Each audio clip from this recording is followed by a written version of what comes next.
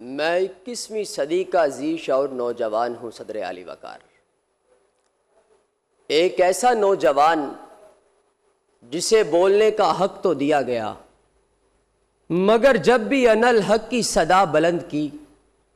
مجھے تختہ دار پر لٹکا دیا گیا۔ ایک ایسا نوجوان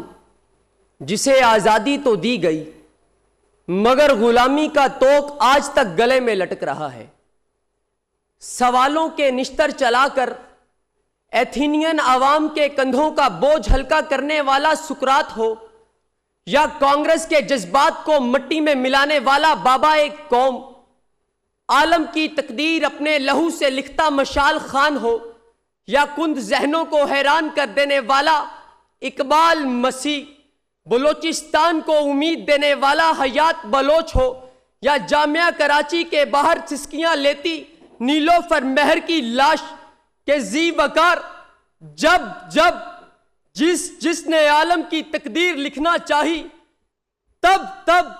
اس کے قلم کے ساتھ ساتھ اس کی بھی سانسیں روک دی گئیں کہ صدر عالی وقار آج بھی نوجوان انقلاب کا نعرہ لگانے والی پہلی صف میں کھڑے ملتے ہیں، مگر افسوس اگر ہمارے اپنے ہی ہمارا حوصلہ پست نہ کریں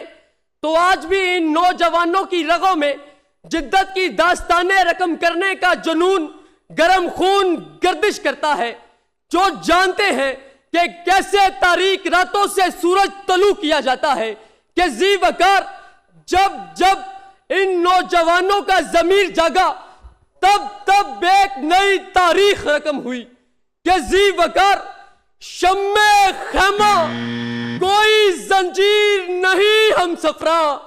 جس کو جانا ہو چلا جائے اجازت کیسی، دل اگر دل ہے تو دریا سے بڑا ہونا ہے، سر اگر سر ہے تو نیزوں سے شکایت کیسی،